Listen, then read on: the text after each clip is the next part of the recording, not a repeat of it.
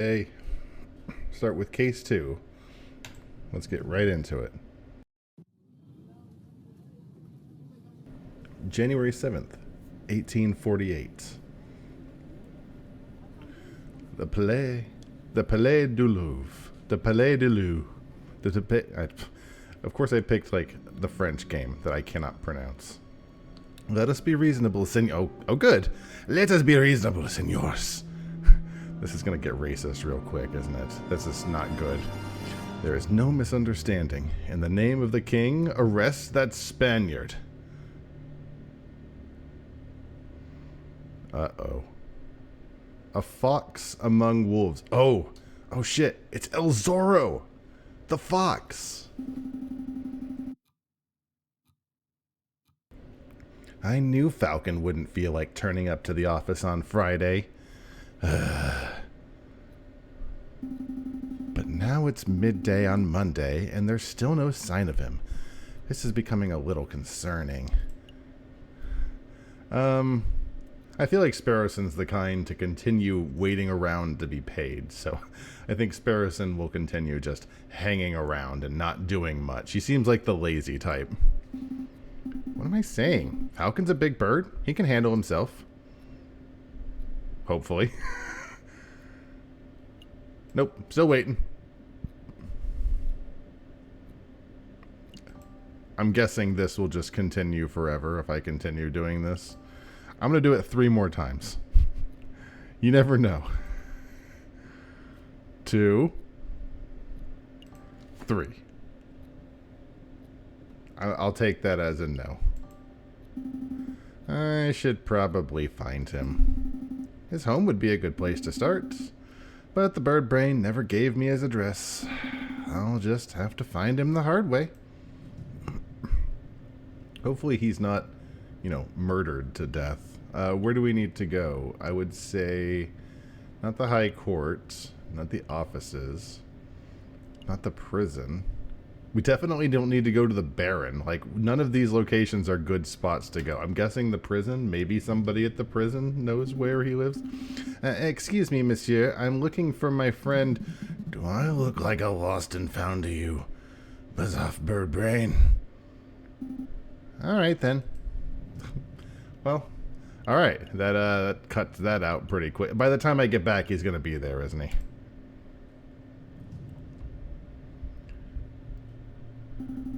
No sign of Falcon here. Excuse me, Rupert.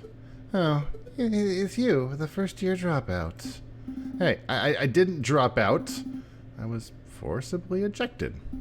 That doesn't matter right now. I'm looking for Falcon. Have you seen him? Falcon, the guy who somehow blundered his way through the Caterline trial with the help of some very dubious evidence. No, I haven't seen him since the trial. Oh, well, thanks anyway. Yeah, he's definitely gonna... Well, there's only 2 options. One is the Baron. There's no way he's at the Baron's house, right? Excuse me, Mademoiselle Duhalt. She can't see me because she's real tall. Down here. Oh, there you are. It's Sparrowson, right? That's right. I heard about the case you were involved in. I never would have thought the Baron was a murderer. He always treated me with the utmost respect. But then, I suppose it makes sense that the most ruthless killers are the ones who put on the best facade. Yeah, I suppose so. Say, how is your friend doing? He seemed a little down last night. Oh, you've seen him? Yes.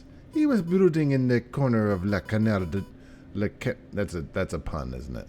Le Canard Joy... Le Canard Joe? Le Canard Joe. Mumbling and drinking. It was a little depressing, to be perfectly honest. Le Canard Joe... I'm just going to call that the Can. The Can? That's the dingy student bar on Rue Jean, right? It's not dingy. It's just a little rustic. In any case, that's an enormous help. Thanks, mademoiselle. Anytime, Sparrowson. That's very convenient. that the one place we went to had seen him. Need to pick me up? Come along to Madame Quanelle's Student Tavern on Rue Jean. You're always welcome. Sparrowson steps through the doors of the Can, the dingiest student tavern in all of Paris. His nostrils, extremely convenient, isn't it, Kitty? We had 3 options to go to. And it's like, oh, you need to find somebody? I've seen him. His nostrils fill with the pungent aroma of sour wine and bitter tobacco. This place looks like it sucks. Well, rustle my feathers, if it isn't little Sparrowson. I haven't seen you in years. How are you doing, hon? I'm feeling pretty good, Madame Quanelle. Thanks for asking. I'm actually here to find a friend. He's a big guy named J.J. Falcon. Falcon? Yes, that sorry lump has been here all weekend. He's just been moaning and muttering to himself all weekend. Frankly, he's bringing the whole atmosphere down. I'll take care of him. Thank you, madame. It's no problem, home. He's probably in the corner of the drinking room upstairs. I'm going to skip right past it and go to the card room. You can't give me another option and expect me to go where I'm supposed to. Oh, good God. Here to play some Jack Noir, monsieur? Not right now. I'm looking for my friend J.J. Falcon. Big drunk fellow. I think I spotted him downstairs. Thank you. Oh, good. JJ drunk. No sign of him. Mon Dieu, I almost stepped on the big fellow. Falcon? What are you doing on the floor, mate? Hey, Falcon, wake up. Wow, he's completely out cold. He must have drunk this place dry. Let's see, how do you wake a drunk person? Kick him. Nope, nothing. Kick him again. Continually kick. Never stop. Yell at him. Good morning, Falcon. Or is that supposed to be a good morning Vietnam? I'm not doing a good morning Vietnam. Good morning, Falcon. I miss Robin Williams. Nope. Nothing. Yell at him again. Pour a drink on his head. That seems like a waste of a good drink, but... well, I guess it's time for a rude awakening. Wakey, wakey, bitch. Sparrowson. Just... oh, oh good. They're making use of the dripping wet emote again. Ah, good. You're up. Are you with us, Falcon? Yeah. Feeling sober? We should probably head to the Aviary office so we can get some work done. I don't understand it, Sparrowson. Huh? I thought I did everything right. I followed all the procedures. I found all the evidence. I presented the case beautifully. And yet, a guilty feline walks free, while an innocent man sits in custody. What went wrong? Where's the justice?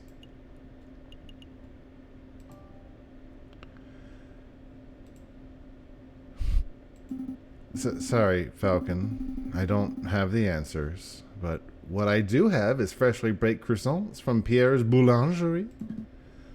Croissants. Yep, they're waiting for you back at the Aviary. I'm sitting here, moping about justice, and you offer me croissants. Well, they're not just croissants. I got some pain au chocolat, too. I could go for that.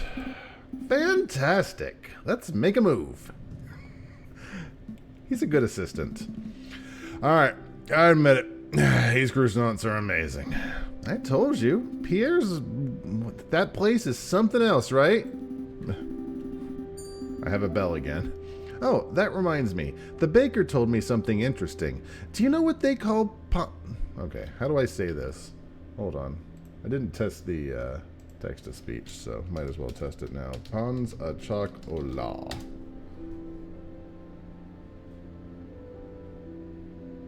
Pain au chocolat. Pain au chocolat? Is that right? Pain. I'm gonna call them pains. They don't call them pains au chocolat? No. Pronunciation difficulties. American is a whole nother language. So what do they call them? Chocolate croissants.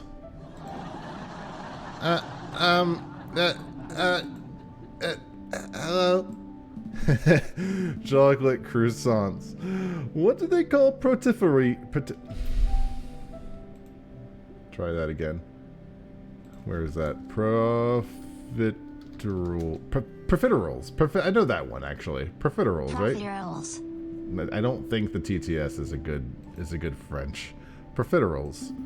Oh, I think those are still profiteroles, but rather than custard, they fill them with ice cream and smother them in melted chocolate. Simply outstanding. Is this the Aviary attorney?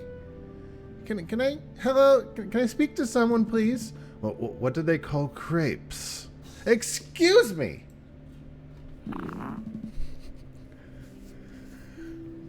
You did, Kitty, I know. Oh, rip. You know, eventually it was gonna get you. You think it wouldn't get you, but it'll get you eventually. Did you hear something, Sparrowson? Down here! Oh, sorry, I didn't see you there.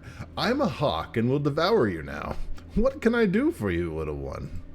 Oh, gosh, where to start? Your name, perhaps? Mousy. My name is Mousy. And what can we do for you, Monsieur Mousy? I have this friend, and he has fallen under some legal turbulence. Legal turbulence? You mean he's been arrested? Yes, I suppose so. They're saying he's a murderer, but he didn't do it. He didn't do it. That's quite a problem. I know. Oh, but I forgot to mention, he's the Prince of Spain. The Prince of Spain. You didn't think that was worth mentioning from the start? I forgot. I must ask, Mousy, why did you come to us? I would have thought the Spanish royal family would hire legal counsel with a little more, not terribleness? Expertise. The prince has a great faith in your lawyering skills, Monsieur Falcon. He said that your reputation as a lawyer was renowned. Really? The prince said that. This is a great opportunity, Falcon. Surely you wouldn't deny a request from the Prince of Spain. Meh. Meh. Look, Falcon, I know you're still upset about Dame Catterline's trial, but mere moping isn't going to help. The best thing you could do right now would be to occupy yourself with some meaningful work. This case will scratch that itch perfectly. Meh. I'm not going to hear it. Grab your things. We're doing this case if I have to drag you by the sleeve. All right. I need to bird handle me. No more dilly-dallying. Let's go. Good luck to you, messieurs. You aren't coming with us, Mousy? I have, other matters to attend to. But Prince Juan is being held at the conciergerie. Conciergerie? That's just called the conciergerie. Why couldn't I pronounce that last night? I'm sure he will fill in all the details. Alright, let's make a move then. On to the conciergerie. I guess we can't go to the Baron's house again. I wonder if because we helped that cat from last night, because I think the Baron, I think this one's going to be a cat as well, right? The Prince of Spain, I believe, is also a cat, which is, are we just doing exclusively cat clients? Good day, monsieur. Oh, you two again. Hey, nice work on Lady Kitten's trial. Baron Rorg is pacing around a cell right now, ranting about wringing your neck. Yeah, I'm not surprised. He's super mad, but hey, a criminal's a criminal, right? If the lion didn't want a death sentence, he probably shouldn't have killed a guy. Oh, you're not here to defend him, are you? That'd be hilarious. We're actually here to see Prince Juan Carrito.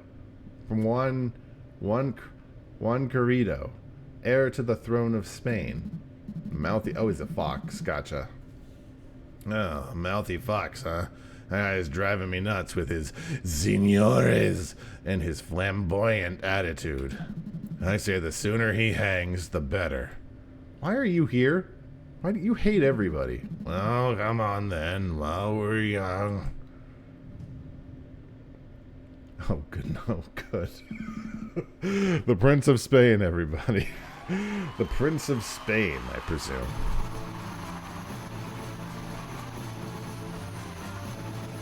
Indeed, I am Juan Carrito, heir to the throne of España, and you must be the legendary lawyer, Senor J.J. Falcon. Well, I wouldn't say legendary. I wouldn't even say notable. Such humility, I would expect nothing less from renowned individuals such as yourselves. But let us get down to business. I trust that my compañero Mousy explained the situation. He told us you've been accused of murder, but we need some further details before we can start our investigation. Ah, of course. What is it that you wanted to know? To be honest, Prince Juan, I'm a little confused as to how a member of royalty could get in so much trouble. Could you walk us through your activities on the day of the murder? Of course! Let me see where to begin. It was the cold and misty morning of the 6th of January. I had heard that King Louis-Philippe was unveiling a new painting at the Palais de Louvre, and I wished to meet the man himself.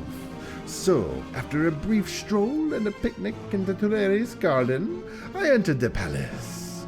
I found the royal entourage in the Louvre's Grand Gallery. When I saw an opportunity, I presented a humble gift to the king. A rose, an international symbol of passion and virtue. How romantic. But before the king could take it, a rather rude person snatched it from my fingers. It was a royal guard, a dog by the name of Major Howl. Ouch, cried Major Howl. I have pricked myself upon the thorns of this dastardly flower. And then the Major slumped to the floor. His face turned blue, his mouth frothed, and then he died. He died straight away after being pricked. Straight away, senor. It's obvious that the pricked finger was the cause of death, but I don't know of any poison that acts so fast. Nor do I, Senor Falcon. But clearly the police felt the poison upon the rose's thorns was the only logical explanation. And with so many witnesses, even the king himself, what could I say to defend myself? So, where did this rose come from? I acquired it from a beautiful Parisian flower seller at Les Halles Markets. A girl by the name of Catherine Maricin.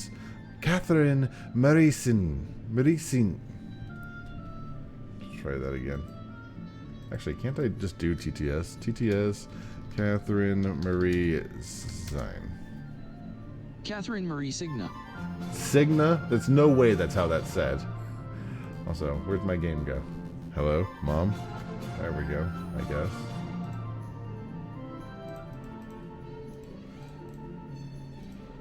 There we go. Fixed. Okay. But, so you're not suggesting... So they said that they're not suggesting the flower girl, right?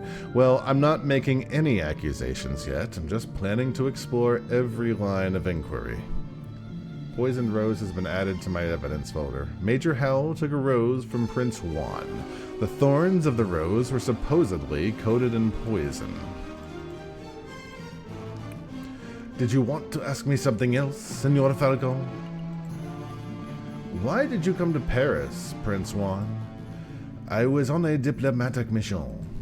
I keep switching back to French. I need to not do that. I do not know whether you are familiar with current events, but you may have heard that my country is in a state of turmoil. Contenders for the Spanish throne are slandering, plotting, backstabbing. It's a chaos, and the people are suffering. So I thought, if I could befriend some French royalty, perhaps even the king himself, maybe I could strengthen my family's name. With the Querido dynasty restored, I would have a chance at bringing peace to my beautiful nation. Well, guess that plan's gone out the window. Sparrowson, don't be rude. No, he is right. I have failed terribly.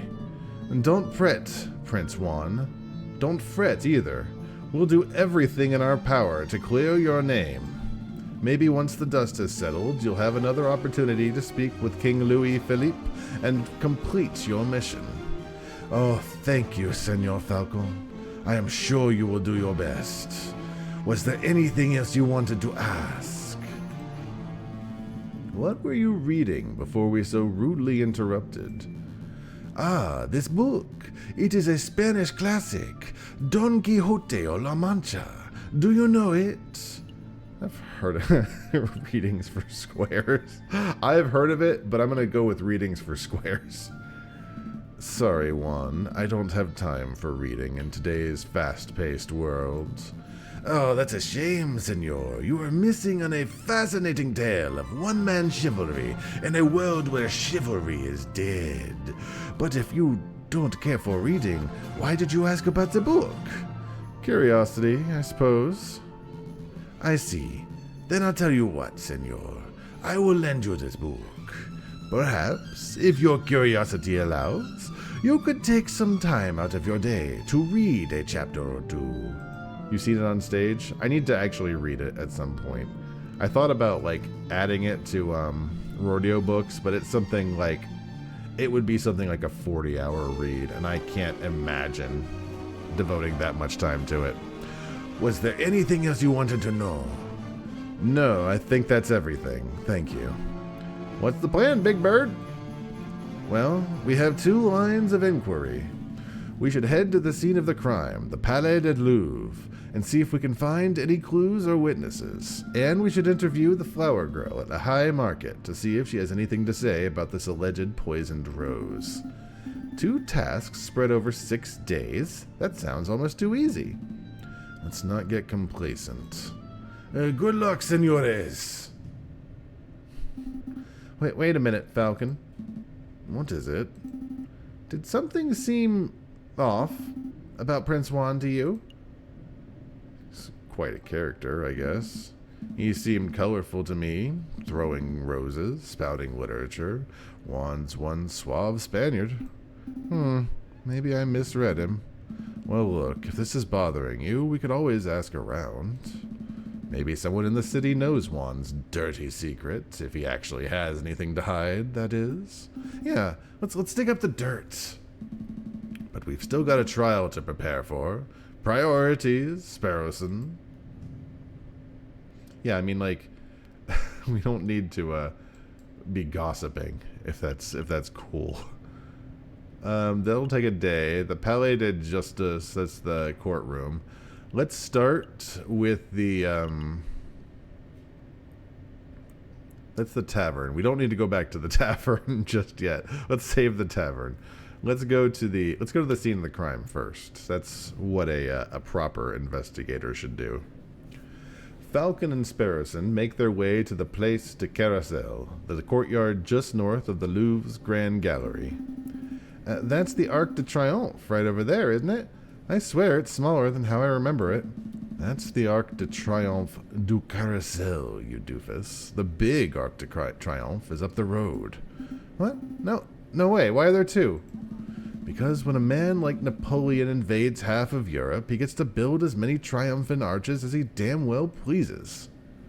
Well. I never expected to see you here, JJ. That arrogant voice. Good day, Severin. Let's be civil, JJ. Why don't you introduce me to your new assistant? Fine. Severin, this is Sparrowson, my assistant. Sparrowson, this is Severin Cocorico, the most pompous prosecutor in Paris. Oh, are you two school friends or something? More like arch rivals. Please, JJ, I think arch rival implies some sort of competition. As I recall, we've met on court 5 occasions, and on 5 occasions did you get humiliated terribly. I'm amazed a failing bird brain like you is still able to get clients. Actually, Severin, business has never been better. I'll have you know that I'm currently being employed by the Prince of Spain, no less. The Prince of Spain? Juan Querido? Well, this is quite an amusing coincidence. Don't tell me. Correct. I am the prosecutor for the very same case. It is a pity that the Spanish prince will indubitably hang, but I suppose that's what he gets for hiring a bird brain to represent him. That's funny because we're both birds. Don't call me bird brain. You're the only bird brain here, Severin. One always speaks badly when one has nothing to say. Voltaire. Oh boy, he's giving you the verbal smackdown. Quick, Falcon, make a witty report. Yeah. What do I have? I don't agree with your right to... wait. I don't agree with what you... Oh, dear. You're the same bumbling fool you've always been, Falcon. But enough talk. If you messieurs would excuse me, I have a case to prepare for. JJ Sparrowson, I'll see you two in court. The music immediately faded out. I like to think that he's got a musical procession that just follows him around. I can't stand that guy. He did seem like a bit of a cockerel, but is it true what he said? You know, that he trounced you in court 5 times? I can't deny it. Severin has a reputation as a ruthlessly thorough prosecutor. Mountains of evidence, surprise witnesses.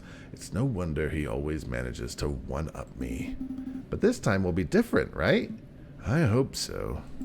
I know so. For you see, I stole this annotated map of the Louvre right out of Cocorico's pocket when he was busy rattling off Voltaire quotes. I like Sparrowson. Sparrowson, that's pretty impressive, actually. I swear you were standing 3 meters away the whole time. Tall birds are always so busy with your head in the clouds that you don't even notice us small folk running around your feet. Pinching Cocorico's pocket was like taking candy from a very tall baby. Well, let's take a closer look. I see. This shows the entire Louvre area. Everything from Tuileries to the Rue de Louvre. Most convenient. We are currently standing here in the Place du Carrousel. And those penned-in arrows seem to show the route taken by the king's entourage, which means that which means that the king first went here, through the Salle de Tiber, and then here into the Grand Gallery, where the murder occurred. Didn't Prince Juan say he spent the morning in the Tuileries Gardens? That's right. So that means Prince Juan approached the Louvre from the west side, somewhere over here. Sounds like we have a lot of places to visit. Where should we go first? Well, where are we now? We're in this, I think we're in the carousel. Let's investigate here, I guess. Are we all done here? Not yet. Let's look around here. Not just yet. Pass me that map. Oh, no, I guess not. Alright, let's go to the garden first. Our feather-headed friends wander through the immaculately maintained Tuileries Gardens. Nothing seems out of the ordinary until they spot a familiar face picking up litter by a tree line. Hey, Falcon, doesn't that groundskeeper over there look familiar? Oh, it's that guy we stole the painting from. Yeah, now that I'm looking at him, he kind of looks like that photographer. Well, what's his name? I remember his name, but I'm going to call him Bono Baguetto. Bono Baguetto! That's not his name. Actually, I'm pretty sure that's not anybody's name. You just spewed a word stew. Try Robicio Robinio. Did someone call me? Oh, it's you. The lawyers who did not appreciate a masterful photograph when they saw it. It's good to see that you gave up in your artsy dreams to pursue the more grounded career of groundskeeping. I am not doing this willingly. I was given community service for committing perjury. Can you believe that? They gave me, an esteemed photographer, community service. Me? Yeah, I can believe that. Perjury's somewhat serious. You should be thankful that you got off without jail time. Oof, you sound just like that You sound just like that self-righteous Just Maxime. So, did you two want to ask me something, or are you just here to gulp? Personally, I'm just gawping. Actually, I do have a couple questions, if you don't mind, Monsieur Robinio. How's that groundskeeper go? So, how's that new groundskeeping job working out? Terrible. Tourists are pigs. Sometimes literally. Rude. Look at all this rubbish I found. Beer bottles, tin cans, apple cores. And look what I picked up. And look what I picked up by the west entrance. A book page. A whole book I could understand, but a single page? What kind of blithering moron loses just one page? Wait a moment. Can I take a closer look at that, monsieur? Don Quixote. That's a page from Don Quixote. May I take it off your hands, monsieur? Sure. What's it worth to you? What's it worth? It's trash. It's literally worthless. Then I suppose I'll be destroying it as per my duties. Alright. I suppose you can serve a little compensation for your troubles. How about you give me the page and...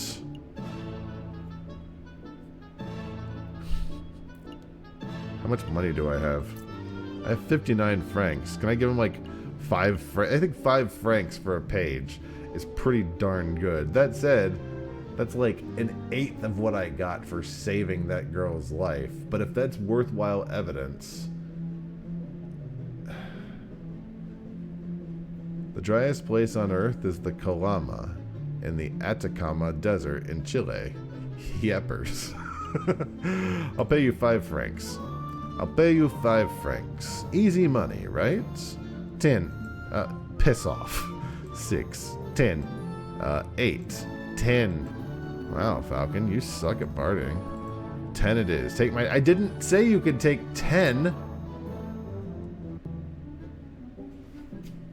I'm sorry. I didn't say you could take 10 francs. I said you could take 5. Yeah, you do suck at bartering. Did you want to ask me something else? I don't suppose you've bumped into a Spanish fox by the name...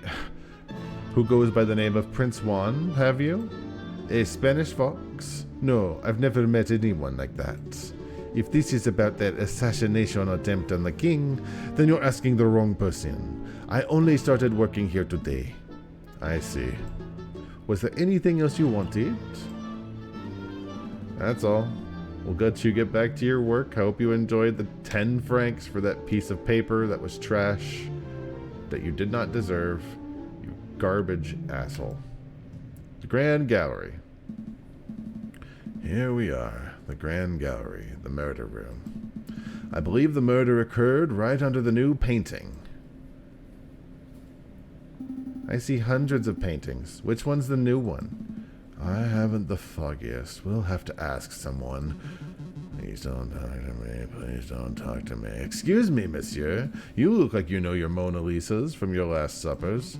I don't want any attention. Maybe he isn't talking to me. Nope. Definitely talking to me. Keep it together, Eric. Oh, hi. Would you happen to know which painting was unveiled on the 7th of January? The one the king came to visit? Oh yeah, I can help you with that. It's the piece right behind you. I see. It's a painting of the king himself. That's the king? Oh. I see. That's one noble-looking penguin. What do you think of it, Falcon? What do I think? I'm no art critic, but it's the king. It's a magnificent painting of our beloved king. It's a masterpiece. Wow, really? We must be looking at different paintings, because all I'm seeing is a penguin and fancy dress. I'm getting the impression that you messieurs aren't regulars at art galleries. No, we're a right pair of Philistines. Speak for yourself, Falcon. I've never been to the Middle East. Then I'm guessing you're here to investigate the king's assassination attempt? That's right. We're actually hoping you can ask you a couple questions about what you saw. No, I wasn't even in Paris when the murder took place. I didn't see anything. But, I have a friend who might be able to help you out. What's this? R&M Associates, the home of Renard Volpes, private investigator? Thank you, but I don't normally deal with these gray area of the law types. No, please give the guy a chance. He helped me out of a bind before, and I'm sure he'll do the same for you. Well, I'm not making any promises, but I'll keep hold of the card. We appreciate the help in any case. It's no trouble. Thank you for your time, monsieur. Is there anything else we can do here? Well, ideally, we'd turn the whole Grand Gallery upside down in our hunt for evidence, but that's not possible with so many people around. We should probably just move to another room. They didn't, clear the area for they didn't, leave the area alone? Just chain off this area? Hey, this area was a crime scene. Maybe anywhere from here to here, just don't let people into? Am I in Crazy World? So this is the Salle de Tiber. If I understood Cocorico's notes correctly, this is the room the king and his entourage stopped in before heading to the Grand Gallery. This room doesn't seem to be very popular. I don't see anyone around to interrogate. Interview. Right, interview. Well, since it's quiet, we should take the opportunity to do a little snooping. What would be the point? Surely all the interesting evidence would be in the Grand Gallery where the murder took place. Now, think about it, Falcon. The police would already have gone over the Grand Gallery with the fine-tooth comb. But I bet that numbskull Inspector Valerti didn't even think to check this room for clues. There might be a murder weapon just under our beaks. Your logic seems a little questionable, but I suppose it couldn't hurt to have a look, I suppose. This is some sort of ceremonial container. It's beautifully crafted, but what did it contain? Maybe it's an arcane wine cabinet. Don't be so ignorant, Falcon. This is a sacred Mesopotamian artifact gifted to Emperor Hadrian for his victory at Euphrates in 123 AD. Stop making stuff up. You and I both know nothing about Mesopotamia. Alright, you got me. This could be a hippo's chamber pot for all I know. I would have believed that he was just reading the, reading the side of the thing, but whatever. I see a cabinet full of engraved plates, mostly bronze. How much do you think they're worth? I don't know. A few hundred francs apiece, I guess? What? Are you serious? I'm in the wrong profession. I don't think archaeology works as a get-rich-quick scheme, Sparrowson. Ooh, who said anything about archaeology? I'm going to become a museum robber. I get it. Oh, well, that's one way to get rich quick. Have you helped any murderers escape again? Not yet. We're working on it, though. A shiny copper urn. I guess it was used for carrying water, or for cremated remains. Probably not both at the same time. It smells good. Don't sniff the exhibit, Sparrowson. No, really, this urn smells amazing. It's almost chocolatey. You poor thing, you're hallucinating from hunger. Would you like to stop by a bakery on the way back to the office? Don't patronize me, Falcon. My nose never lies. I'm telling you, there's something in here. I can feel it. Now you're touching the exhibit. That's definitely a no-no. See? Look what I found in the urn. Put that down, Sparrowson. It's someone's old rubbish. No, look, it's a chocolate wrapper. Judging by the smell, the chocolate was bitter and dark. 70, perhaps 80% cocoa, Belgian in origin. The level of wrapper crumpling and the firmness of the chocolate residue indicates that this was discarded just a few days ago. Yes, I'm certain the chocolate contained in this wrapper was undoubtedly consumed on the 7th of January, the day of the murder. That's bullshit. Mon Dieu, Sparrowson, you deduced all that from smelling the wrapper? Imagine what I could work out if I tasted it. That won't be necessary. Sparrowson, if you could apply this level of critical thinking to areas outside of food, you would be the world's greatest detective. If only all evidence was edible. So, do you have any idea which shop this chocolate was purchased from? That might help us track down the person who consumed it. No, there's no possible way we could know that. I suppose we'll just have to visit every confectioner in town and sample a little bit of every merchandise for comparison. What a chore. Interesting. Because I can see Lander Heldsack's Chocolate Emporium written on the wrapper. Well, you can't blame a bird for trying. What do you mean? You mean on my neck? Me personally? Haven't you seen, you know those little things that stick out of the top of people's, like, ruffles that stick out of the top of people's, like, coats? I fashioned my outfit based on, oh good, the new channel is working on the rotation. That's good to know. I kinda, not an ascot. It's not an ascot. It's like these little ruffles sticking out up here, but not, it's a little more pronounced than this is. Kind of like just ruffles sticking up out of the top of a jacket. I'm not sure what this is. Some sort of stand or podium. Maybe it's just some decorative piece.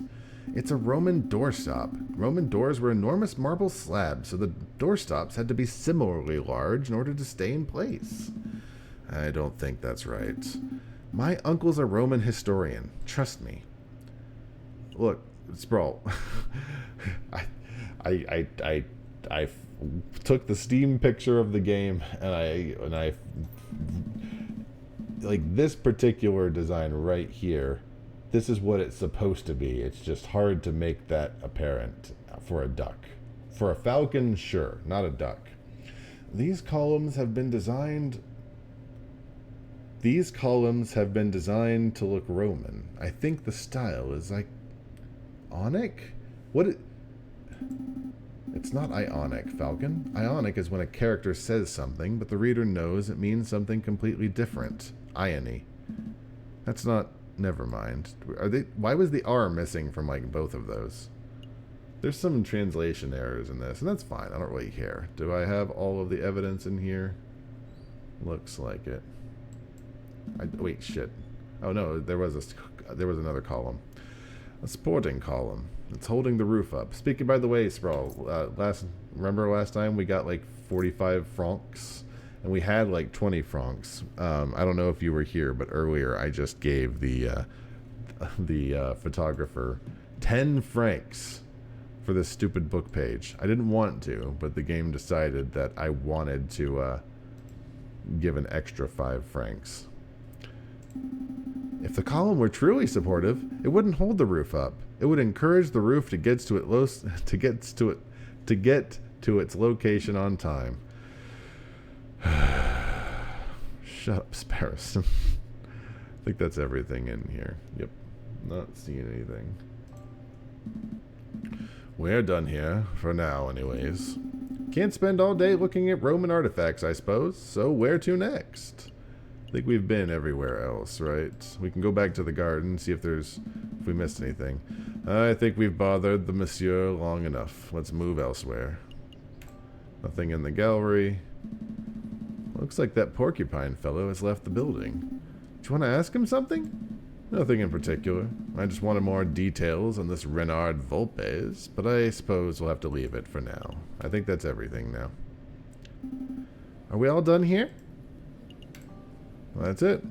Yep, let's make a move. Good call. We can always come back later if we've forgotten something. I wonder if that's a hint.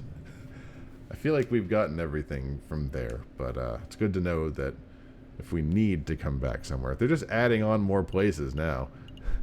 I don't feel like visiting the tavern is a good use of our time.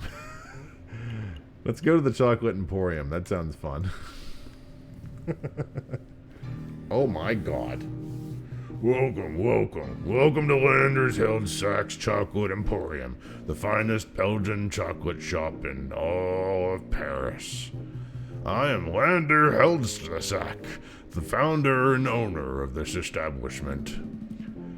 And I am J.J. Falcon, defense attorney. Apple seeds are poisonous as they contain a cyanide compound, transpride. Good day, monsieur. Oh, lawyers, very fancy. I must say I once dreamed of being a lawyer, but well, circumstances wouldn't allow it. It's a funny story. You see, when I was a little boy, I befriended the son of a Hungarian attorney. Falcon, you have to help me. What is it? It's the smell, Falcon. It's overpowering me. It's demanding that I lay waste to the shop. For pity's sake, restrain yourself, Sparrowson. I only have 49 francs. We spent 10 francs on a damn piece of paper, Sparrowson. Oh, but I'm rambling, aren't you? So, are you messieurs here to buy some chocolate? Yes. No. We're actually here on business, monsieur. Business? First things first. I believe this chocolate wrapper originated from your shop. Are you correct? Oh, yes. That is indeed the trademarked Held-Sachs wrapper for genuine Belgian Hagel-Slack chocolate. I don't think we're going to get to, but you never know. This was almost certainly bought from this very establishment.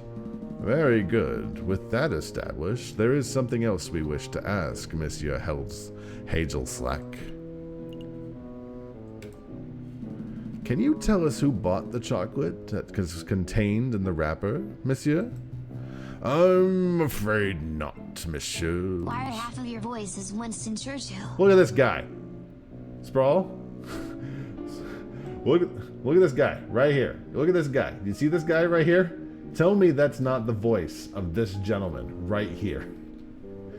Not just because matters of confidentiality, although that is a factor, you understand? Because I couldn't possibly know that. I thought elephants never forget. My memory is impeccable, monsieur. But you must understand that I have dozens of customers a day. There are hundreds of people who could have potentially bought this particular item.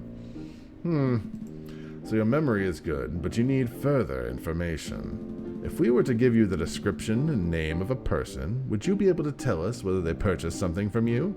Oh, yeah, that would probably do, monsieur. Let me think. Who to ask about? Well, about the prince, obviously. We could ask about Grenouille. Have you ever served a deceased frog named Monsieur Grenouille? No, monsieur. Let me think. Have you ever served a jailer named Quark? No. Okay. Are we going to get his no? Have you ever served a long-necked housekeeper named Quilon Duhont? No. Monsieur, I am growing tired of these endless inquiries. Mayhaps you could come back another day. You know, Falcon, it's possible that we just haven't encountered the chocolate fiend yet. Rather than coming back here every day and making aimless guesses, we should wait until we have someone specific in mind. You might have a point, Sparrowson. Thank you for your time, Monsieur Hagelslack. We shall return when our investigation has progressed a little. This is basically the equivalent. Do you remember that one Simpsons episode where they, where Apu and Homer went up to the mountaintop and asked the Swami 3 questions, and Homer was like, "Are you really the king of all knowledge? Really? You? Yes. Thank you. Come again. Anytime, messieurs." Well, I guess we're not getting that info today. That's all right. We'll come back. We learned nothing that day. So wait. Oh shit. So every time we go to the Chocolate Emporium, it's gonna take a day. Okay, that sucks.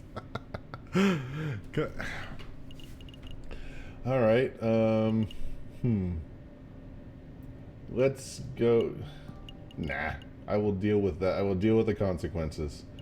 Let's go to the halls. Let's go check out that lady who sold the rose. The pair arrive at the High Market. Vendors and buskers, performers and thieves, bourgeois and peasants all bustle from place to place. Prince Juan said that he met a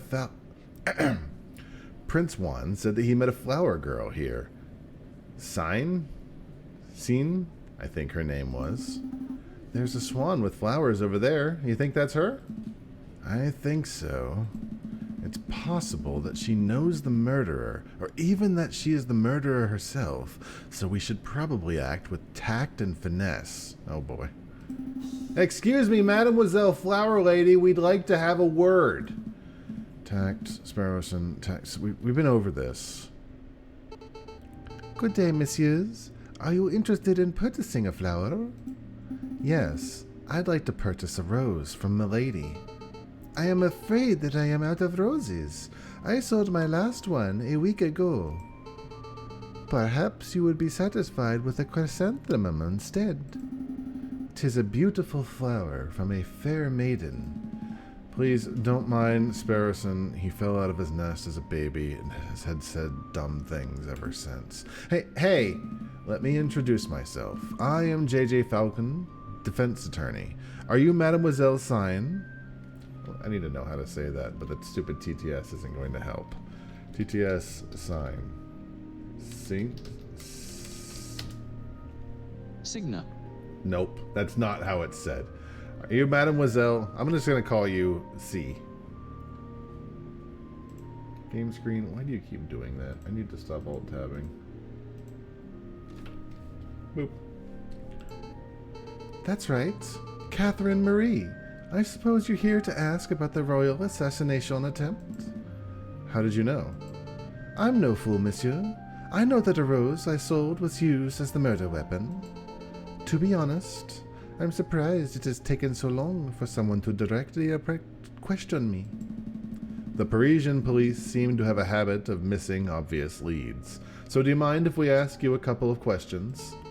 The business is slow. Please, ask away. Mademoiselle, you mentioned that you sold your last rose a week ago. Who did you sell it to? Probably the prince. The person who bought the rose, I didn't catch his name, but he was a charming red fox. Sounds like our Juan. I met him around a week ago, on the 6th. We talked for a little while about the usual things you know, like how everyone seems to be in debt these days. Then he bought a rose, and he left. I hear that the fox is on trial, but to be honest, monsieur, I don't think he is guilty. Oh? And why's that? Well, actually, never mind. It's just a gut feeling. Mademoiselle, it just so happens that we're defending this particular fox in the cured... in the case.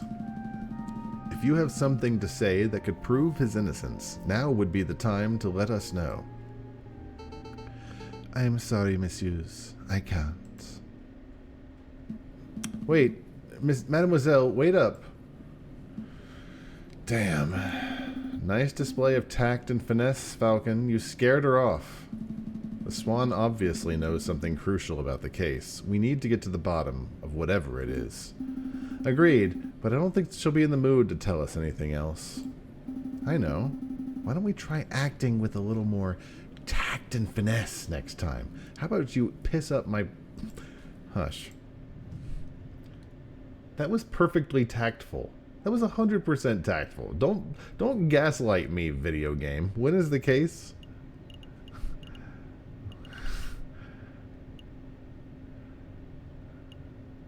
He said like 6 days. We could go visit the this place, I guess. I don't know.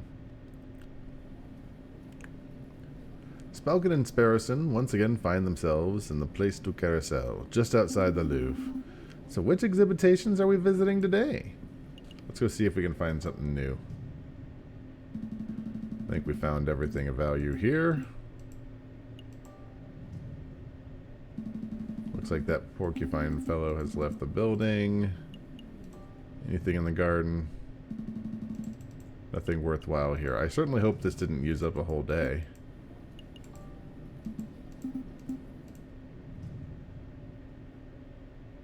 Oh my god, I'm so screwed. I've wasted so many days.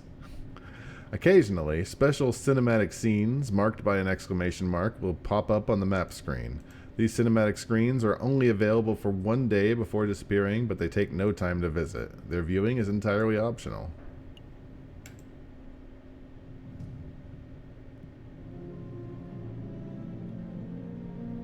A storm is brewing, my brother. Word of royal assassination attempt has spread. The proletariats grow confident. The bourgeois are cowering. It won't be long before we have rioting. And then a revolution. Oh. Cool. Okay, well, I think we've got at least 2 more days, right? I don't want to visit there.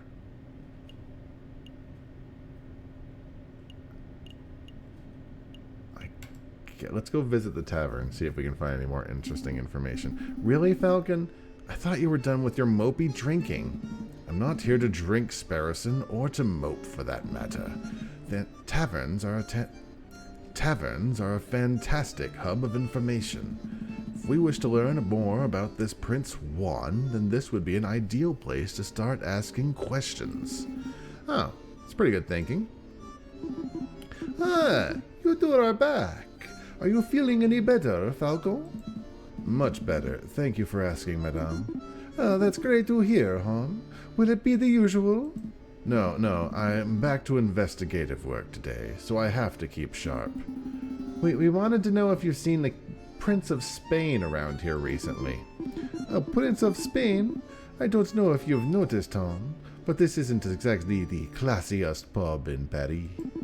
I am lucky to serve the occasional bourgeois.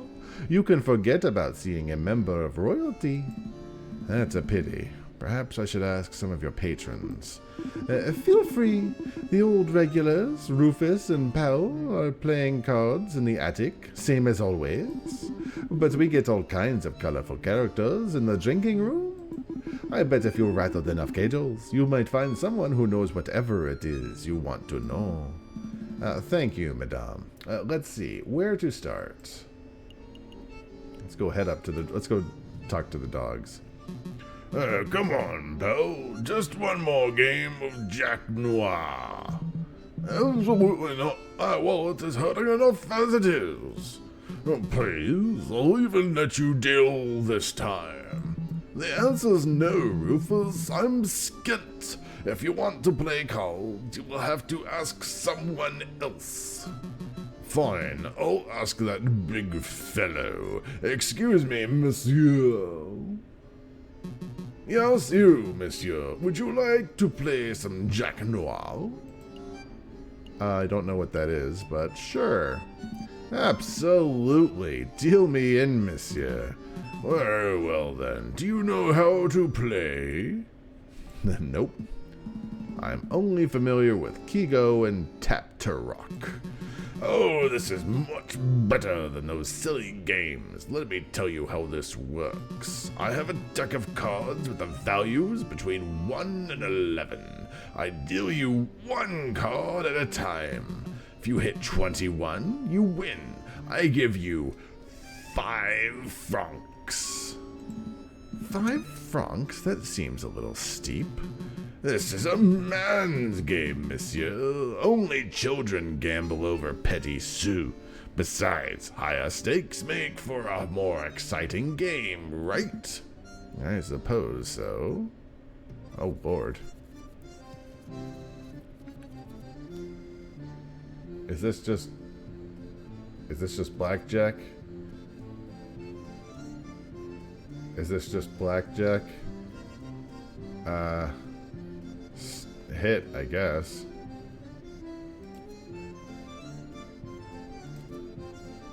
Shit. Unlucky, monsieur. Most unfortunate. Shall we have another round? Yeah, one more. Give me one more. Deal me in, monsieur. I got the gambling fever now.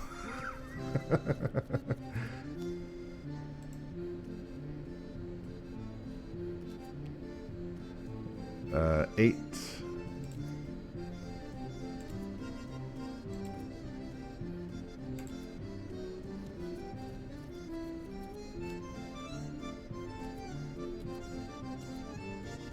Nice. I need to make a profit. Well played, monsieur. Here's your payout. One more round. I need to make a profit.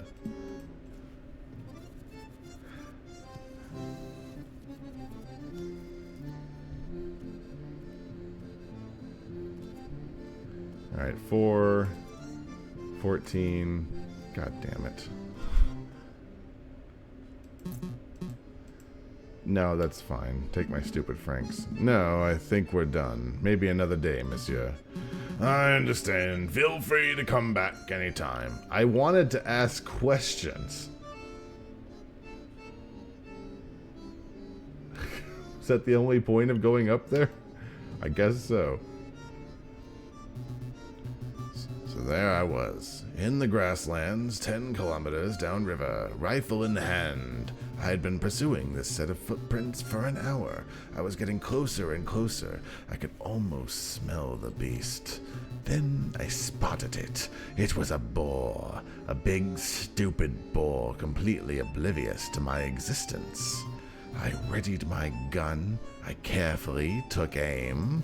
And then, BAM! You shot it? No, it's the most peculiar thing. The boar slumped over dead right before I could take the shot. Sounds like one of them heart attacks. Manhattan went the same way. That's what I thought, but when I went to take a closer look, I noticed the boar was frothing at the mouth.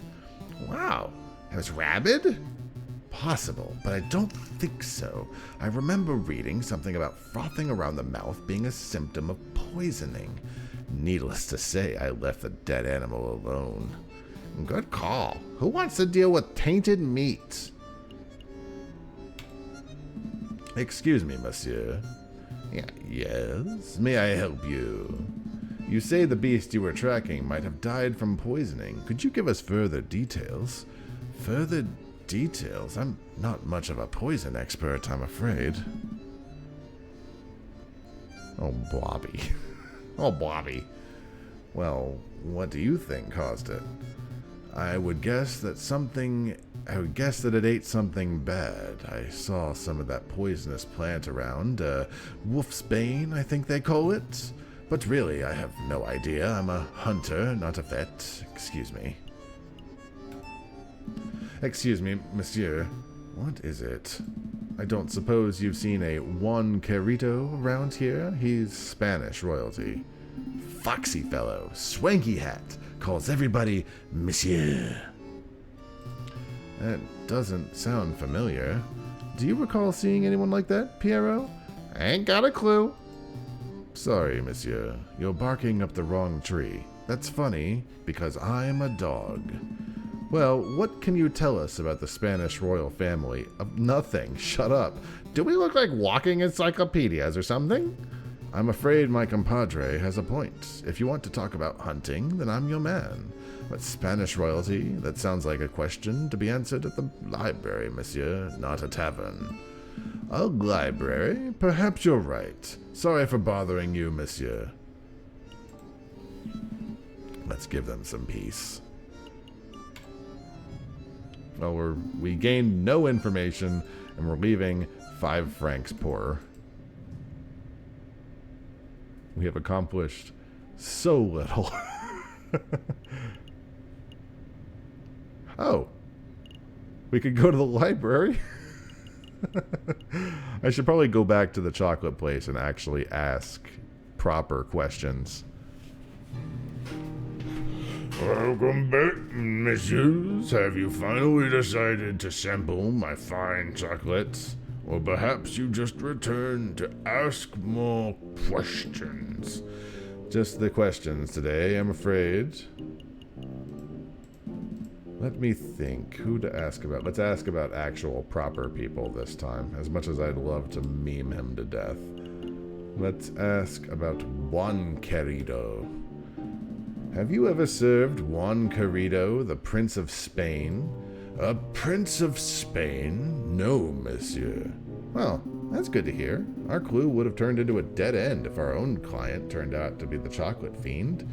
I did once serve a princess from Mali, if that's any help. You see, I met the girl while walking through the Himalayas. Stop. Please stop. Please stop. Let me think. Who to ask about? Who else might have asked? Oh, the guard might have found something.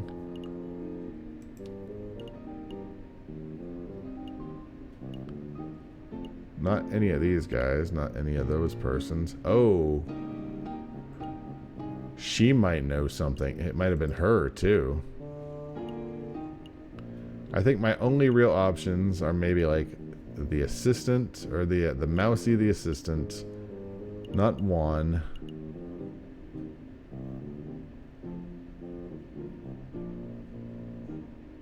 That's the guy who died. Let's ask about the Catherine. Have you ever served a flower-selling swan named Catherine Marie Sign? No, monsieur. Damn. What are you thinking, Falcon?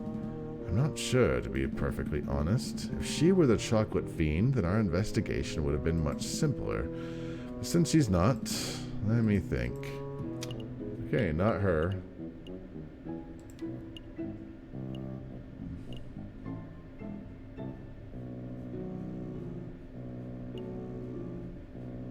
Not any of them. Not the person who begged us for money. The only other person it could have possibly been that I might have, maybe Mousy? I don't think so. Have you ever served a tiny mouse named Mousy?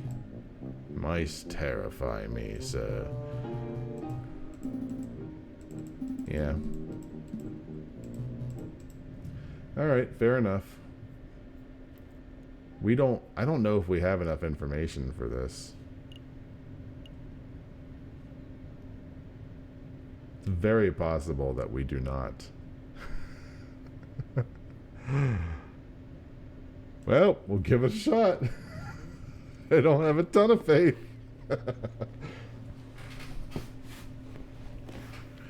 Once again, Falcon and Sparrowson find themselves waiting outside the doors of the Tribunal de Grande Instance.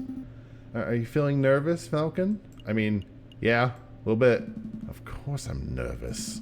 What have we learned about Prince Juan? What do we know about the real murderer? Nothing. Easy there, Falcon. We can do this. Oh, God. He's brought his mariachi band. Ah, Senor Falcon, I trust everything is in order. Absolutely. I have every intention of bringing the truth to light in this trial. Ah, such confidence. That's magnificent to see. And bringing the truth to light, you say, an admirable goal. No more jousting at imaginary giants. All of you, cease your yammering. The door's opening. Here we go. A buena suerte, Senor Falcon. We will. Are we ready? We're ready. At least as ready as we're going to be. Let's brace ourselves for the... I know you can't hear it as loud as I can. Brace myself for the symphony. JJ. Severin. Nervous? Why would I be nervous? I'm not nervous. I'm as calm as the cuckoo. You're the nervous one. This whole courtroom is nervous. Well, cool your feathers, Falcon. Terrible. You can't even maintain a stoic facade. I thought this trial would be the perfect opportunity for you to redeem your previous embarrassments. But if this is how you act before the trial has even started, why, you pompous-tailed, posture-perfect... Oh, God, who is this? Order. Let's settle down. Court is now in session. Falcon, what is it? Is it me, or does the primary judge look hairier today? That's a different judge than the one who resided over Dame Cataline's trial, you doofus. Oh, it's a little strange, though, isn't it? Not really. There are a dozen judges in Paris alone. It only makes sense that we see a different one in different cases sometimes. Excuse me, Your Honor. I was under the impression that Judge Maxime would be residing over the case. Where is he? Judge Maxime has gone on temporary sick leave due to a terrible accident with a flight of stairs. But rest assured, assessors, prosecutor, defense, and members of the jury, that I am more than qualified to fill his shoes. Without further ado, let's get this show underway. This is the trial of Prince Juan Querido, who stands accused of murdering Major Howell and of conspiring to murder the king himself. Roll call! The defense is ready and present, Your Honor. The prosecution is ready, Your Honor. Good, very good. I expect this to be a nice, speedy trial. I don't want to see this dragged out by technicalities and bureaucracies. Well said, Your Honor. I expect that once the court sees the overwhelming evidence, this trial will be over in 5 minutes. For 5 minutes? He's just messing with your head, Falcon. Keep it together. So we're all on the same page? Excellent. Prosecutor, please call your first witness to the stand. Very well. Very well. I call the police officer who investigated the crime scene. I call upon Inspector Just Valerti. Step up to the stand, Inspector, and recite the oath. I swear to speak without hatred and without fear, to tell the whole truth and nothing but the truth.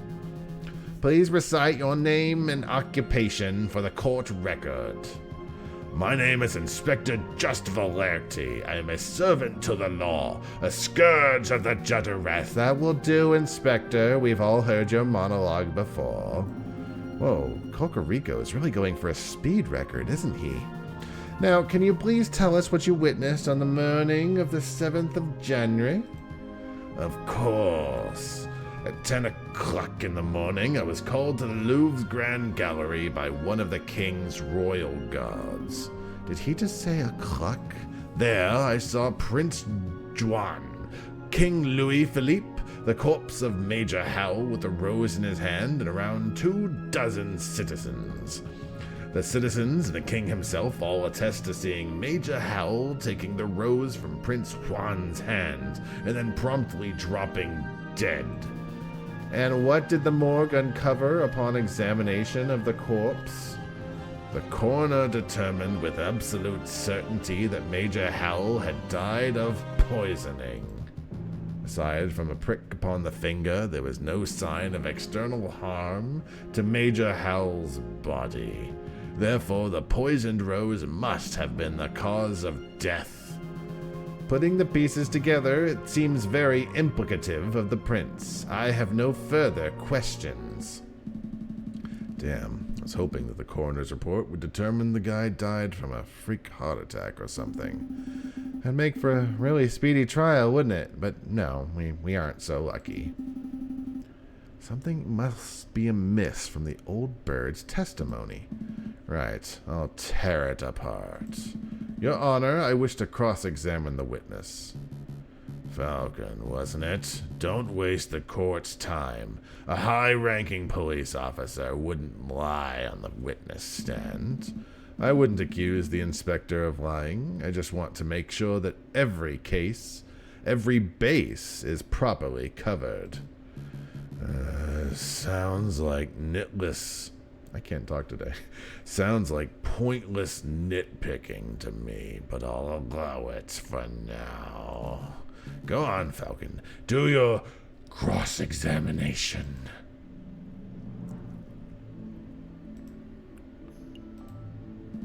10 o'clock, you say? Correct. 10 o'clock. I'm not going to say 10 o'clock. That's just going to piss off the judge. And I don't have nearly enough evidence to be irritating the jury. Thank you very much. From the time you were called, how long did it take you to arrive at the crime scene?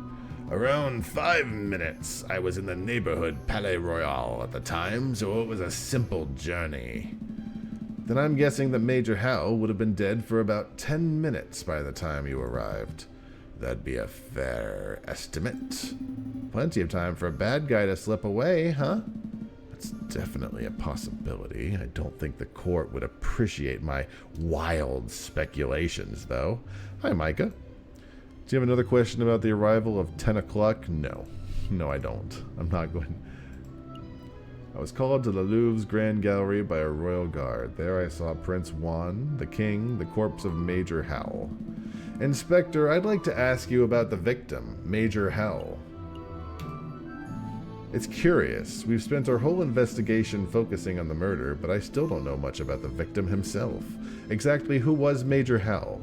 He was a royal guard, a well-respected dog who was getting on in the years. I was not friends with the man, but I'd met him on several occasions in the past, at banquets and royal meetings and the sort. Major Howell was a stern, no-nonsense fellow, but he was a good man. His wife and children no doubt miss him. No doubt. Thank you for the insight, Inspector. What if he was the intended victim? It's possible. We have been treating this case as if the intended murder target was the king, but there is another possibility. What if the killer was trying to murder Major Howell from the very beginning? JJ, stop talking. You just said something very stupid, and I could explain why and humiliate you in front of the whole court. Alternatively, you could retract your question right now, and I will save your humiliation for another day.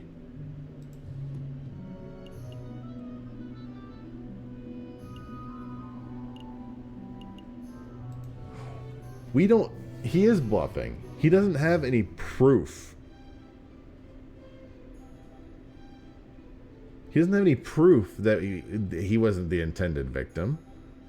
Although we do have the prince's testimony that that's why he was here to see the king.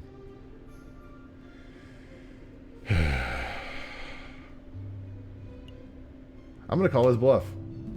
I know a bluff when I see one, Severin. My question stands. Okay, here goes. The myriad of reasons why your question was unfathomably stupid. First, it doesn't absolve your client of any guilt. If the defendant was intending to murder Major Howell, then he still is guilty of murder and would likely face the same punishment as before. Second, it doesn't make any sense. No one has a motive to kill Major Howell, but plenty have a motive to kill the king. All right, I get it. Third, many citizens attested to seeing the defendant deliberately trying to approach the king himself, not the major. His intentions were clear to everyone present. Fourth, Prosecutor, that will do. Defense don't ask such stupid questions. Judge doesn't like me. I'm attorneying the hell, Pyrie. Why do you ask me after you get up? I'm just gonna drink.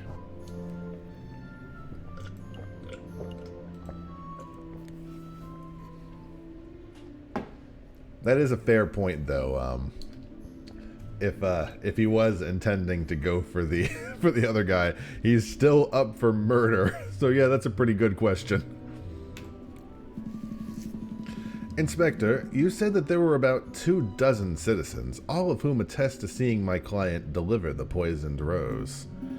Oh boy, when you put it like that, our situation seems a little dire, doesn't it? Correct. We collected precisely 22 testimonies, and there were no major inconsistencies. Yeah, he's a wolf. Are the testimonies trustworthy? I saw nothing to give me doubts. But surely there's a possibility that the citizens were bribed or threatened? Falcon, I can understand having doubt about 1 or 2 testimonies, but are you really saying that 22 people were coerced? I suppose. Well, no. Having 22 people in the same lie would be difficult. I'm just wondering whether some could have been misled. Given the consistency between the testimonies, I very much doubt it. What exactly did they say? I would like some further details. What exactly did the testimonies say? Each citizen attested to seeing the king and his entourage approaching the new painting in the Grand Gallery. They each heard the king deliver a short speech, which was on the subject of progress and societal improvements and whatnot. There was some applause. Then Prince Juan stepped out of the crowd and approached the king with a rose in his hand. Each person then saw Major Howell take the rose from Prince Juan, and each person saw Major Howell promptly drop dead. I see. Some of the descriptions of the man's death were quite graphic. He convulsed, twisted, and spasmed, said one witness. His mouth frothed like a rabid lunatic, said another. Thank you, Inspector. I think we get the picture. Inspector, you said the coroner determined with certainty that Major Howell was killed by poison.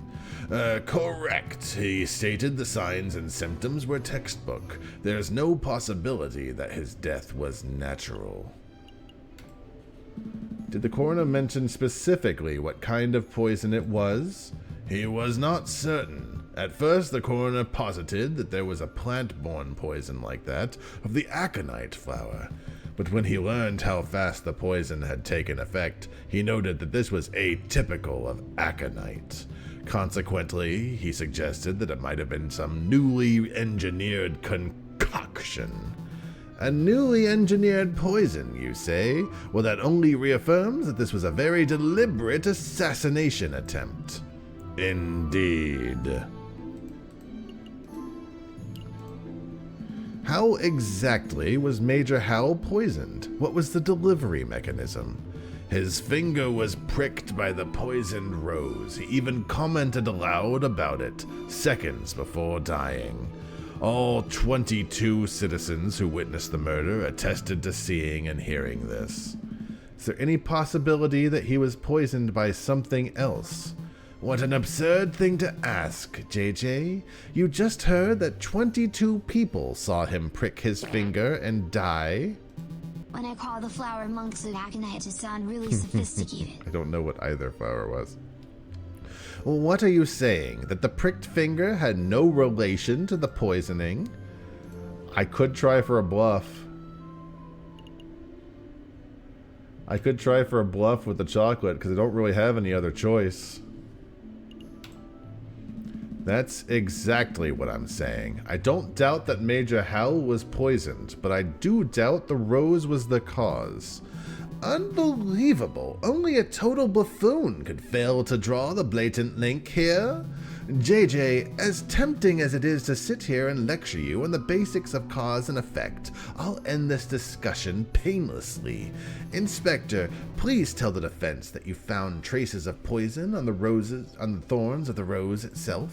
That should alleviate all doubt that the rose was, in fact, the poison delivery mechanism. Actually, I can't tell him that. I think that it's kind of a French thing, Micah. But yeah, it's gonna it actually is that time period, so roughly close to the Napoleonic time period. I dread to ask, but why not? We didn't check the rose for traces of poison. It seemed obvious that the rose caused the poison, given the timing of the incident. Well then, now would make a good time to make the test. Here's a marvelous thought. We prick the finger of the defendant with the rose. If there is no poison on the rose, then Prince Juan lives, and he is free to go.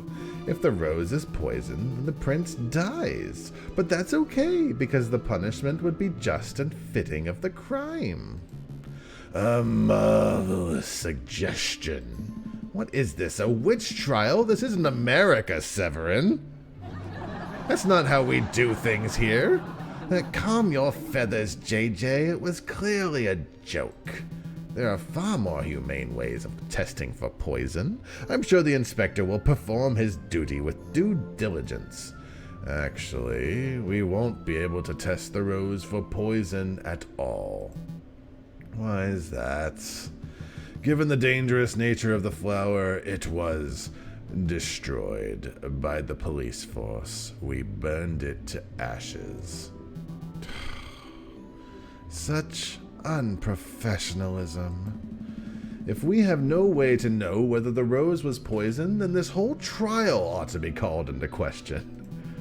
Nice try, JJ, but through the process of reasoning by elimination, we can still deduce with absolute certainty that the rose was poisoned. In other words, there was nothing else at the scene of the crime that could have caused the poisoning. Wrong, there was something else at the there was something else at the crime scene that could have contained the poison, something the investigative police blindly overlooked. Look at this. What am I supposed to be looking at? It is the paper wrapper to a piece of chocolate. It was found in the Louvre, the Salle de Tiber to be precise, and we could date its consumption to the day of the incident. You're not suggesting that Major Howell ate a piece of poisoned chocolate moments before he died? I most certainly am. Intriguing. The jury just is like, did you see this wrapper at the crime scene for yourself, Inspector? The police force does not have the time nor resources resources to trowel every piece of trash at every crime scene, I'm afraid. In other words, you overlooked it. Astounding unprofessionalism. The prosecution is right to be disgusted. What a disgraceful display, Inspector. I offer my apologies, Your Honor. I don't want your apologies. I want you to do your damn job properly. Get off the witness stadium before I kick you off myself. And by stadium, I mean podium. As you wish. I'll take my leave. Until next time, messieurs. A big round of applause to the inspector of the police force, who really does a hell of a job.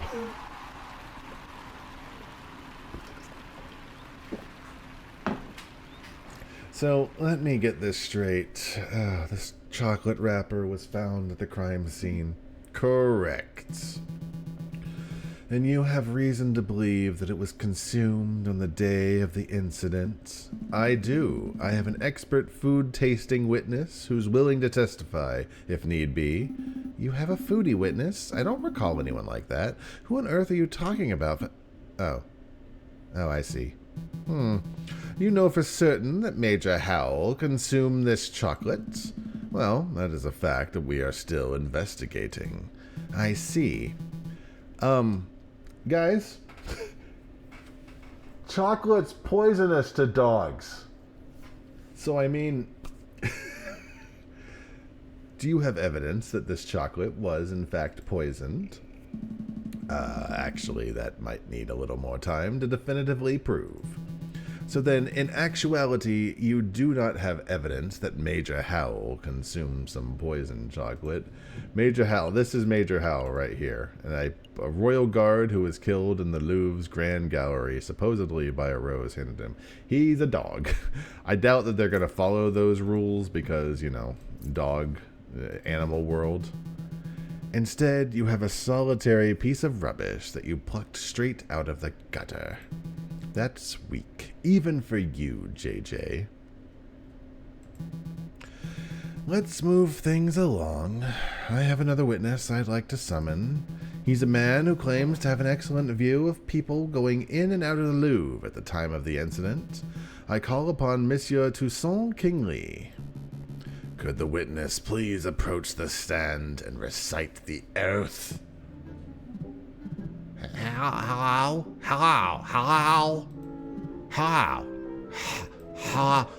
All right, the oath. I swear to speak without hatred and without fear, to tell the whole truth and nothing but truth. Please state your full name and occupation for the court record. My name is Toussaint Kingley, and I'm a person who fishes. A person who fishes? So you are a fisherman? Is that how it is? I thought the French justice system was better than this. I beg your pardon? Here comes Toussaint Kingley, the kingfisher. Clearly, he must be a fisherman, because didn't you hear? All kingfishers are fishermen. Well, you are carrying a fishing rod. And can a man not carry a fishing rod, reel and bait without being branded a fisherman? Look. The prosecutor is carrying a riding crop. Clearly, he must be a horse jockey. Oh, for pity's sake. Fine. Can we just list your occupation as person who fishes and not fisherman? Thank you. Actually, why do you carry a riding crop, Severin? I've never seen you ride a horse. I don't know, JJ. Why do you, a 30-something-year-old with no health problems, carry a cane? This is veering quite off course. Could the prosecution please get back to his questions? Of course, Your Honor. Monsieur Kingley, is it true that you were nearby the Louvre at the time of the incident? Yes. I was sitting on a railing at the Pont des Arts. The Pont des Arts? That's the new bridge just a stone's throw from the Louvre South entrance, correct? That's right. And what were you doing at the time of the incident? He's going to be fishing. I was fishing. Called it. Kingfishers. Am I right, Falcon? So you would have had plenty of opportunity to see the people who entered and exited the palace. Can you tell us who you saw? Well, the Louvre's a busy place. Naturally, I saw a lot of people. But at 9 a.m., I saw the king, Louis Philippe himself, enter the building. He was surrounded by his entourage, of course. Then around 9:30, I saw this shifty-looking fox lurking around the entrance. Your Honor, I object to the witness's use of the term shifty-looking. It's a vague and biased description. No, really. He looks super shifty. I saw him rubbing his paws and cackling gleefully. Then I saw him take a rose and carefully rub the stem. Rub the stem of the rose, you say? As if he were applying something to the flower, perhaps? Well, monsieur, I really shouldn't speculate. Of course, it was wrong of me to ask such a leading question. But yeah, it definitely looked like he was putting some kind of powder on the stem. Wow, even I wasn't expecting such a bold admission. Members of the court, it sounds like what we have here is a direct witnessing of the defendant readying the murder weapon. The defense claims that the rose was never poisoned, and yet here we have a man who saw the poison with his own eyes. I smell perjury. You do? No question. He saw a shifty-looking criminal readying poison and cackling near the scene of the crime. That's not believable at all. I think you might be right. Yeah, you had me till cackling. I wonder if I have any evidence that calls Toussaint's story into question. Your Honor, I'd like to cross-examine the witness. Really? It's nonsense again. You just heard the witness directly describe your client, readying poison on the rose. What is there to question? I'm just trying to uncover the truth, Your Honor. Fine. Do your thing. Go on, Falcon. Make a fool of yourself.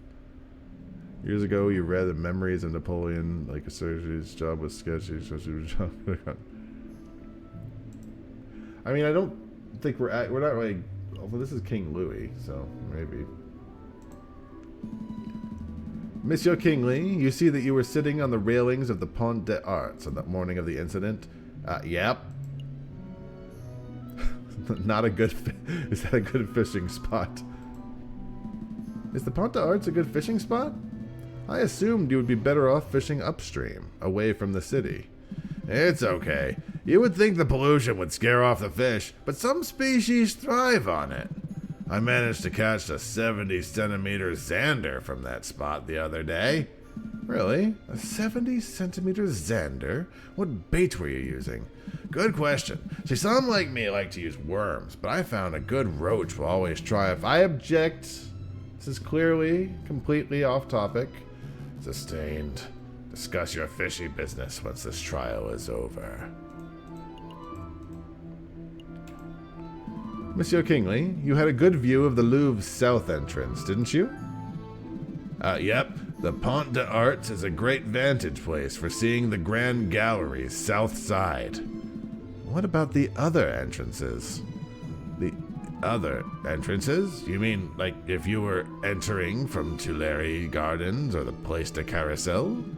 No, I couldn't possibly see those areas from the bridge. But, of course, that isn't relevant. Monsieur Kingsley witnessed Prince Juan entering the south entrance with flower in hand, and that's what counts.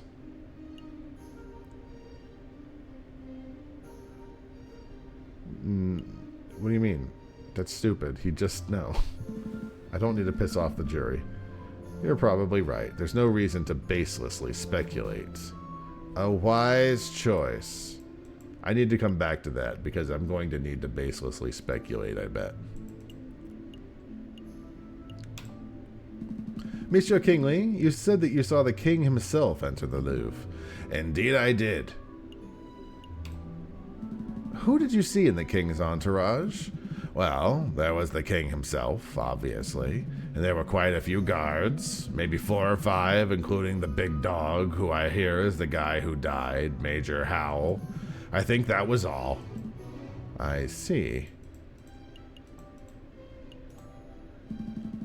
is to my understanding that the king does most of his work in the Palais Royal, which lies to the north of the Louvre. So it's a little strange that you saw the king enter from the south entrance, is it not? I know what I saw, monsieur. JJ, there's little reason to doubt that the king entered the Louvre from the south. Are you really calling this basic fact into question? Do I have any reason to assume he entered from the south? Oh! The book was found near the west entrance.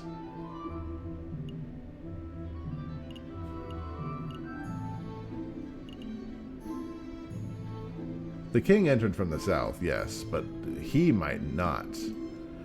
No, I just wanted to make sure that the witness was certain of what he saw. I am as certain as a celipod.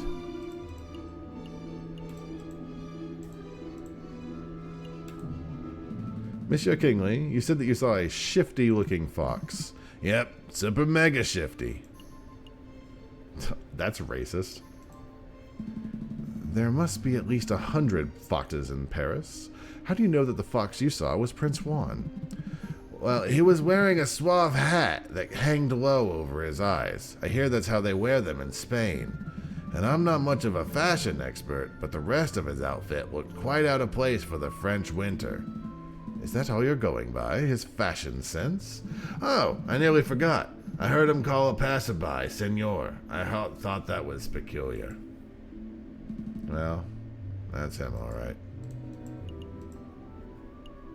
This top one's just going to be like... No, I already did that one. That's not a valid testimony. All foxes are shifty looking by default. Whoa, that's not cool. Mon Dieu, JJ, it's the 19th century. You can't just throw slurs like that in this day of age. I'm just saying. No, you listen. France is better than this.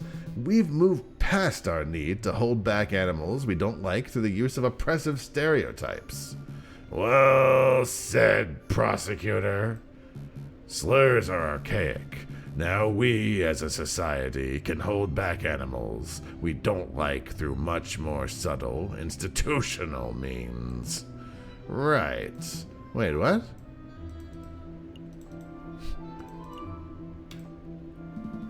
Monsieur Kingley, you say that you saw a fox rubbing the stem of a rose? Yep, saw it with my own eyes. How far away were you from the south entrance? 20 meters, perhaps? 30? I'm somewhat doubtful you can make out powder being applied to anything at that sort of distance. Monsieur, I don't claim to have seen the powder myself. I said that it looked like he was applying powder to the flower stem. It could have been a wax, or a liquid, or whatever, but the guy was definitely putting something on the flower. I see. Well, that's nice and vague. Are you certain that the fox was handling a rose and not some other type of flower? Pretty sure. The red petals stood out quite nicely on a gray January evening. So you are confident, you are absolutely sure that you saw a bright red fox, or bright red flower in the fox's hands? What are you getting at, JJ? See you, Micah. Prince Juan didn't possess a rose? No, we knew that he had a rose.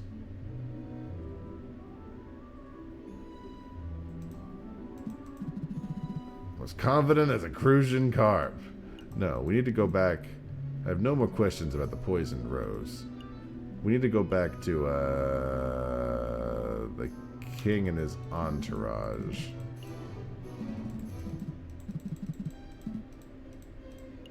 Yes, we need to go back to that one about the fox. King entered from the south, but no, we need to go to the top one. I think that's the one where...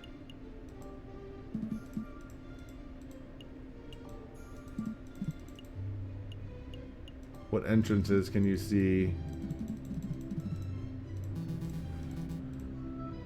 What if Prince Juan did use another entrance?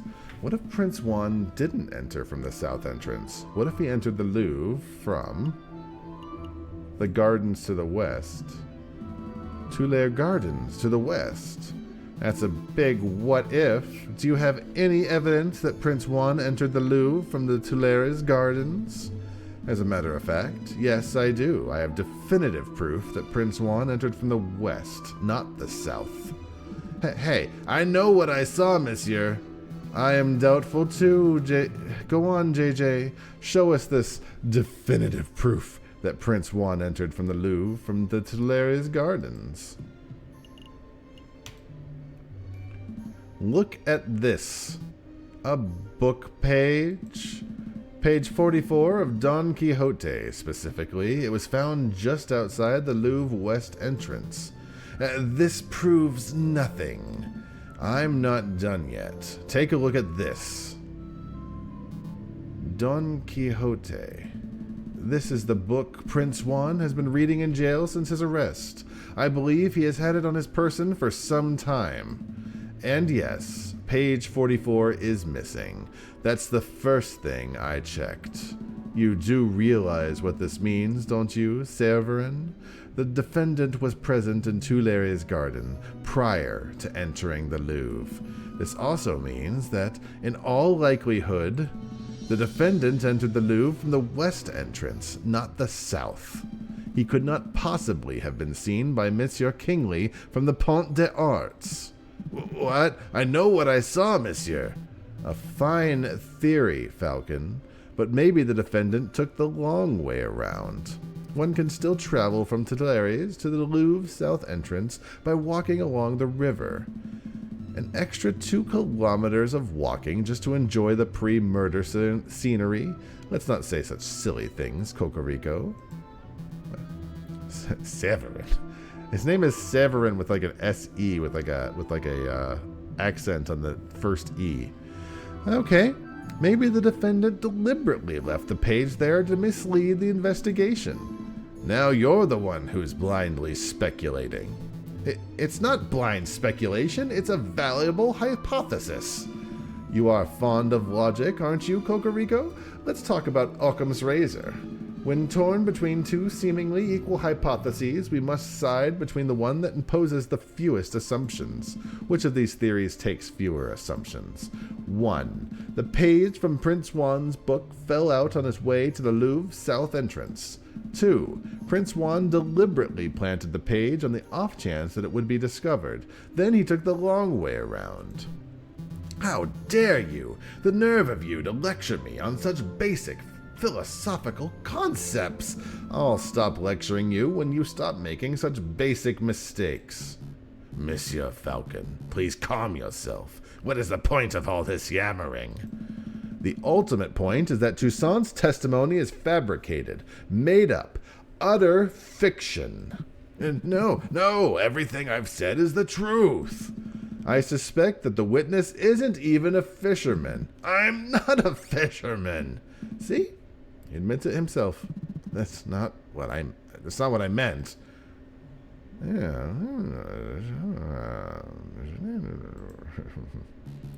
Prosecutor, you have something that will put this arrogant Falcon in his place, don't you? I must concede. You concede? On this point, at least, Falcon's evidence strongly suggests that the key component of Monsieur Kingsley's testimony is false. No. This doesn't mean that Prince Juan is innocent, of course.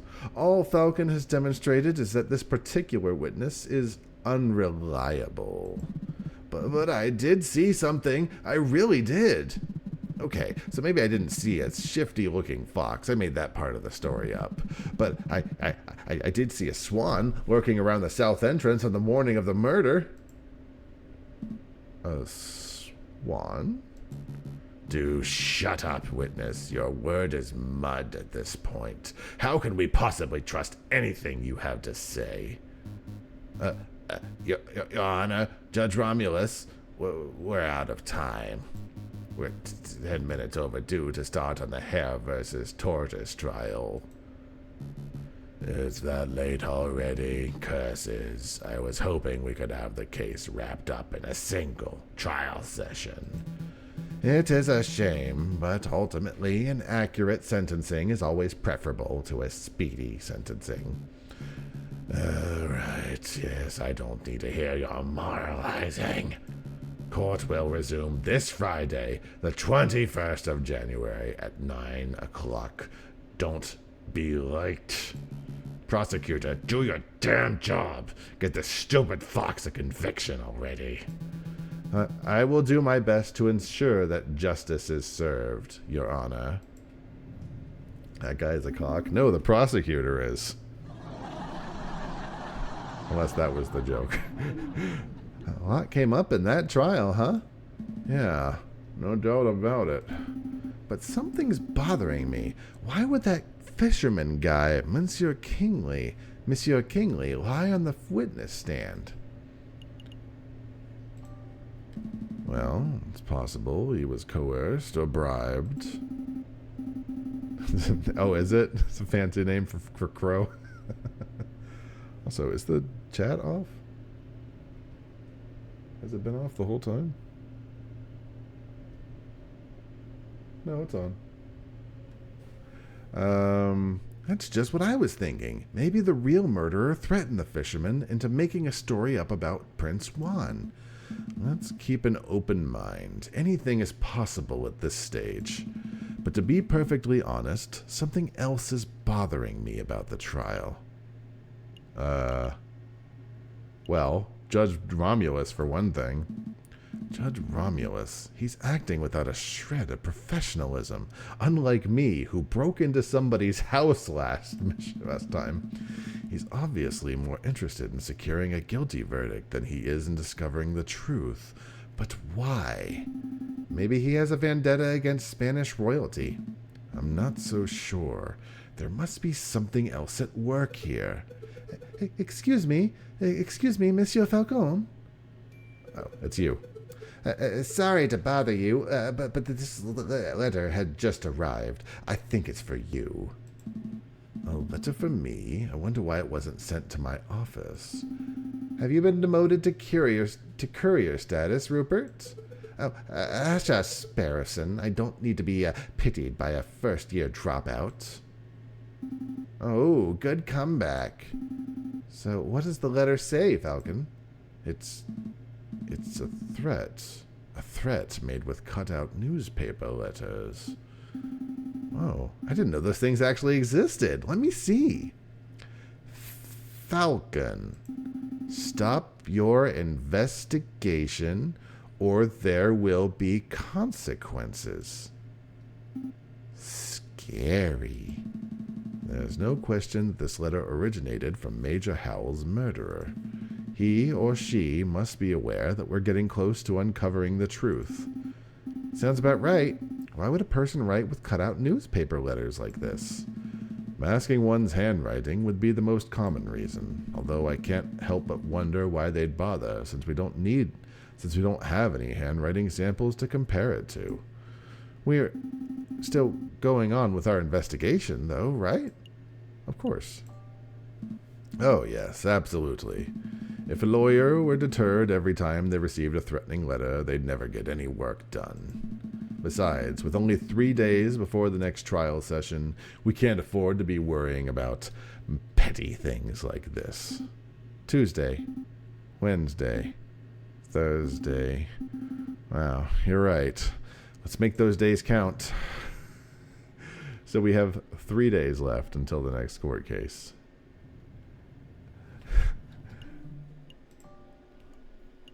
But unfortunately, we're going to have to go figure those days out next time. We were able to bluster our way into some sort of not guilty sentence, which is better than we were expecting, considering we had no evidence.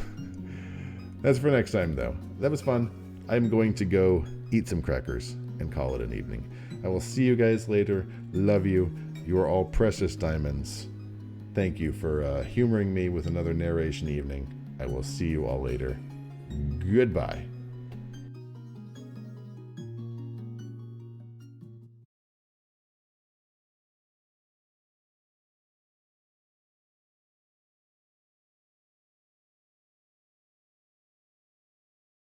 Thanks for your time. Have a good day.